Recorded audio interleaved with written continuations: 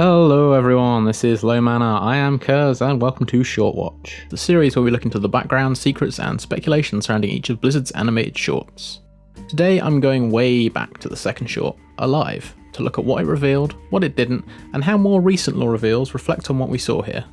First up, I want to contextualise my analysis of this animation and try to look at it from what we know now rather than what we knew 8 months ago when Alive came out, almost 2 months before the game itself was released. Since then we've had 4 more shorts, 2 more heroes, several more maps, and a load more lore. And most important out of the lot though is Sombra and her exposure of the conspiracy that underpins the Overwatch world. Fundamentally, this short is about the assassination of Takatha Mondatta by Widowmaker on the orders of Talon, and Tracer accidentally being in the right place at the right time but failing to stop her. This is for all intents and purposes a semi-historical short, occurring at least a few months if not more before the present day events we see in Infiltration. With one of the most notable absences from Sombra's web of conspiracy being the Shambali, looking back at this short still reveals remarkably little about why that may be. But stay with me, because they didn't say it reveals nothing. One of the common theories is that the Illuminati-esque icon at the heart of the web is one of 3 things. It's either the logo of Omnica Corporation, it represents the Shambali, or it represents the iris that Shambali hold as their spiritual goal for all. Mondatta's lectern is flanked by 2 large yellow banners of the same sort we see adorning the temple in Nepal, and while it's not conclusive, I'm very inclined to believe that this is the emblem of the Shambali, not the eye. Omnica I'll skip over as I have no evidence either way, so let's look at what Mondatta says against the idea that the eye is the iris he speaks of. He states his vision to be one where humans and omnics are equal, united by compassion, by common hopes and dreams. While he frames this as being one within the iris, it's very difficult to read anything into his words with a negative slant, unless he's being incredibly duplicitous. A further point to this is the codename he's given, Halo. To my knowledge, and correct me if I'm wrong here, the main time this has been used in the real world was by the Secret Service to refer to Pope John Paul II, suggesting Mondatta held an almost pontiff-like place in the Overwatch world at the time. I've heard 1 or 2 people make the jump that the hexagonal patterns on his robes mean something, but that takes one hell of a leap of faith, and you have to remember Sombra built the web, not the conspiracy itself, so it seems very far-fetched.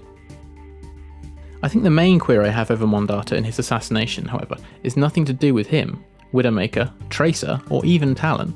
It's why, when the King's Row security guards had explicit information that there was a shooter on the rooftops, they decided to very slowly escort him through a large crowd outside in the open, as opposed to directing him back into the presumably well-secured building from which he had just emerged. Does that not strike anyone else as odd at all? On to what, when it came out, was the main thrust of the arc, Widow and Tracer. Long before we had any notion of grand conspiracies, Talon were, and in many ways still are, the big bad of the world, and Widowmaker is the closest thing to direct representation that they have to us as players. We still don't know their true motivations, but with the assassination of Mondatta here, the raid on Winston's Overwatch repository and recall, and the attempt on Katya Volskaya and Infiltration, we see a general attempt to eliminate figures of authority, presumably to destabilise the world order. This marks the only time we've seen them obviously succeed, but they're obviously very well connected and well funded.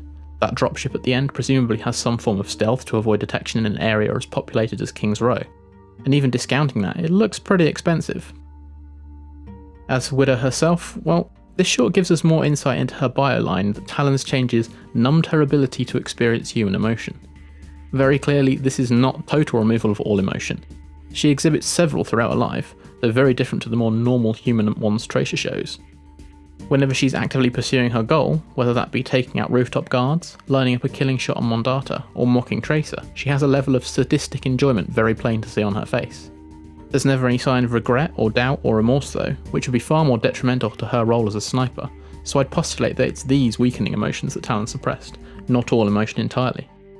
Therefore, I suspect it was instructions she was given that prevented her from killing Tracer at the end. Seems far more likely than any sense of pity.